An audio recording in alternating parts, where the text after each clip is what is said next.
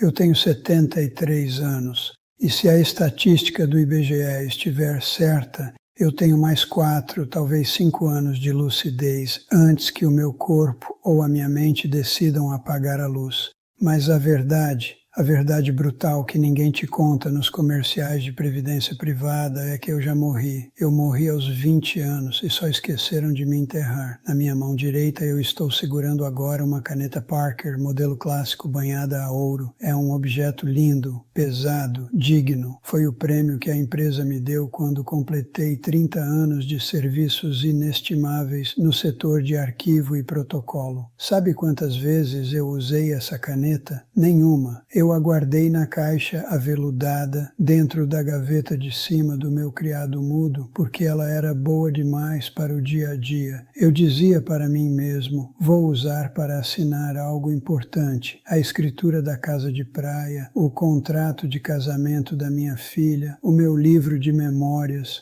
Hoje eu fui tentar escrever com ela pela primeira vez. A tinta secou. O cartucho de ouro intocado virou uma pedra inútil dentro de um tubo de metal brilhante. Eu sou essa caneta. Eu passei 52 anos me guardando, economizando minha energia, economizando meu dinheiro, economizando meus eu te amo, economizando minha vida para um evento especial que nunca chegou. Eu sou um homem de 73 anos, em perfeito estado de conservação, com a saúde em dia, o colesterol controlado, a aposentadoria na conta e com a alma completamente seca. Você está me ouvindo agora, talvez no trânsito, talvez no intervalo desse emprego que você diz que odeia, mas que paga as contas. Você acha que tem tempo. Você olha para o calendário e vê dias, semanas, anos. Eu olhava também, mas eu preciso te dizer o que o calendário não mostra. O tempo não é uma estrada infinita. O tempo é uma guilhotina. E a cada vez que você diz amanhã eu faço, a lâmina desce 1 centímetro. Eu não estou aqui para te contar uma história triste. Eu estou aqui para te dar o aviso que eu gostaria de ter recebido antes de me tornar um funcionário padrão do meu próprio funeral. Durante 4 décadas, eu acordei às 05h45 da manhã. Não às 05h40, não às 05h50, às 05h45. O meu corpo aprendeu a ignorar o nascer do sol, o canto dos pássaros ou o calor da minha esposa na cama. O meu corpo respondia apenas a um som. O bip do despertador. Eu idolatrava a estabilidade. Esse era o meu Deus. Eu não queria ser rico. Eu não queria ser famoso.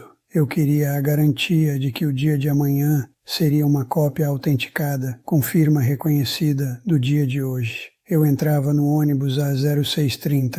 Eu ainda consigo ouvir, com uma clareza que me dá náuseas, o som da catraca girando, aquele clac-clac metálico, frio, indiferente. Aquele som era a trilha sonora da minha vida, 2 vezes por dia, 10 vezes por semana, 480 vezes por ano, durante 35 anos. Faça as contas. Eu girei aquela catraca mais de 16.000 vezes. E em nenhuma dessas vezes eu estava indo para onde eu queria. Eu estava indo para onde eu era pago para estar. O meu escritório não cheirava a sucesso, cheirava a carpete velho, pó de arquivo morto e ar-condicionado viciado. Um cheiro de ar reciclado que entrava nos meus poros e que, eu juro para você, não sai nem com o banho mais quente. Eu sentava na minha mesa, organizava os processos em pilhas simétricas, entrada à esquerda, saída à direita, e sentia um orgulho doentio da minha eficiência. O hélio é um relógio, meu chefe dizia, e eu estufava o peito. Eu achava que aquilo era um elogio. Eu não percebia que ele estava me chamando de máquina, de objeto, de algo que funciona, mas não sente. Eu almocei no mesmo restaurante Aquilo por 20 anos. Eu comia o mesmo bife de fígado acebolado, sempre morno, sempre com aquela textura borrachuda, e bebia o mesmo suco de laranja aguado. Eu engolia a comida em 15 minutos, não porque eu estava com pressa, mas porque eu não queria dar motivo. Eu tinha medo. Medo de chegar 5 minutos atrasado, medo de perder o bônus de assiduidade, medo de que Se eu saísse da linha, o teto desabaria sobre a minha cabeça. Eu sacrifiquei a minha juventude no altar da previdência. Eu troquei a minha virilidade, a minha curiosidade e a minha paixão por um contra-cheque previsível no dia 05. Eu acreditava na grande mentira, a mentira de que a vida real só começa depois da aposentadoria. Eu tratei a minha existência como uma sala de espera. Eu fui o paciente comportado que ficou lendo revistas velhas por 40 anos, esperando o médico chamar só para descobrir, quando a porta finalmente abriu, que o consultório estava vazio. Mas o pior não foi o que eu fiz comigo. O pior foi o que eu fiz com ela, com a Clarice. Minha esposa sempre foi o oposto de mim. Ela era cor, eu era cinza. Ela era música, eu era silêncio. Ela era vamos, eu era espere. E pouco a pouco, eu apaguei a luz dela com o meu cobertor de prudência. Existe uma noite específica, uma terça-feira de julho de 2004. Eu tinha 51 anos. Eu cheguei em casa com a minha pasta de couro sintético, cansado daquela exaustão mental que não te deixa dormir, apenas te deixa azedo. A Clarice estava na cozinha, a mesa de fórmica amarela, aquela que a gente comprou no começo do casamento e nunca trocou, estava coberta de papéis coloridos. Eram folhetos de viagem. Ela me olhou com um brilho nos olhos que eu não via há anos. Ela parecia 10 anos mais jovem naquela luz fluorescente da cozinha. Hélio, ela disse, a voz trêmula de empolgação. Eu fiz as contas, a gente consegue. Porto de Galinhas, 15 dias. O pacote está com desconto se fecharmos essa semana. Olha esse hotel, Hélio. Tem piscina de frente para o mar. A gente nunca teve uma lua de mel de verdade. Vamos? Eu olhei para os folhetos. Eram fotos lindas. Mar azul turquesa, areia branca. Eu podia pagar. Nós tínhamos o dinheiro na poupança, não faria falta. Mas então o fiscal da vida dentro da minha cabeça assumiu o comando. Aquele monstro burocrata que eu alimentei a vida toda. Eu soltei a pasta na cadeira, respirei fundo, aquele suspiro de mártir que todo homem responsável sabe dar, e disse a frase que me assombra todas as noites antes de dormir. Clarice, você ficou louca. O sindicato avisou que pode ter greve no mês que vem. O cenário econômico está instável. E se cortarem meu ponto? E se precisarmos desse dinheiro? O telhado da garagem está com uma mancha de infiltração. Se a gente gastar isso agora e der um problema na casa, como fica? Não podemos ser irresponsáveis. O lazer vem depois da segurança. Melhor guardar. Ano que vem, se tudo estiver tranquilo, a gente vê isso.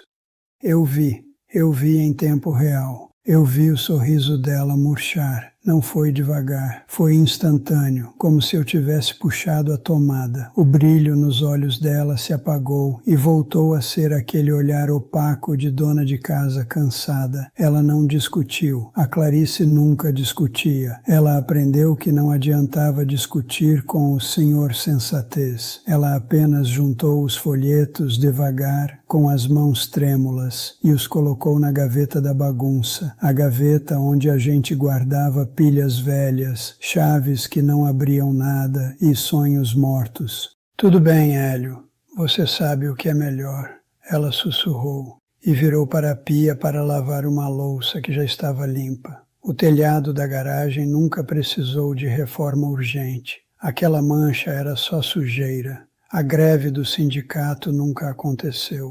O cenário econômico continuou o mesmo. O dinheiro ficou na poupança, rendendo 0,5% ao mês, e nós nunca fomos para Porto de Galinhas. 3 anos depois, a Clarice começou a sentir dores nas pernas, problemas vasculares graves, trombose. Depois vieram as complicações cardíacas. Hoje, a minha Clarice, a mulher que queria ver o mar azul, mal consegue caminhar da sala para o quarto sem ficar ofegante. Viagens de avião são proibidas pelo médico. A pressão não aguenta. Eu tenho o dinheiro agora. Eu poderia comprar o hotel inteiro se eu quisesse. Mas eu não posso comprar o tempo. Eu não posso comprar as pernas da minha esposa de volta.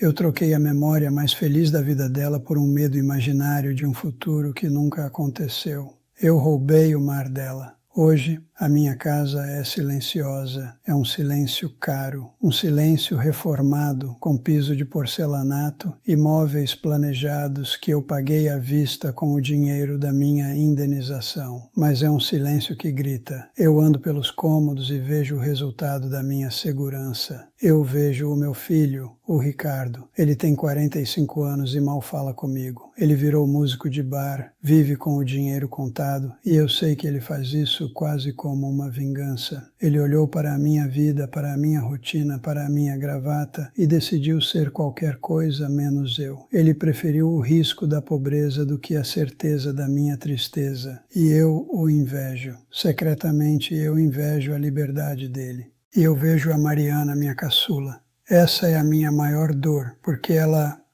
me obedeceu, ela estudou, passou num concurso público para o tribunal. Ela tem estabilidade, ela tem o plano de saúde e ela toma antidepressivos tarja preta desde os 32 anos. Eu olho nos olhos dela e vejo o mesmo vazio que eu via no espelho do banheiro da repartição. Eu ensinei minha filha a construir a própria jaula. Eu passei a maldição adiante. Eu sento na minha poltrona de couro reclinável, aquela que eu sonhava em comprar para ler meus livros, e não consigo ler uma página. A minha mente, treinada por 50 anos a se preocupar com problemas burocráticos, não sabe relaxar. Eu fico procurando infiltrações no teto. Eu fico conferindo o saldo bancário que não muda. Eu sou um prisioneiro que recebeu a chave da cela, mas que continua sentado no canto porque esqueceu como se caminha do lado de fora. A textura da minha realidade hoje é o frio. Não o frio da temperatura, mas o frio da falta de atrito. Nada acontece, os dias são lisos. Eu acordo, como, existo e durmo. A segurança absoluta é a antessala da morte. Eu me protegi tanto da vida que acabei me protegendo de viver. Você.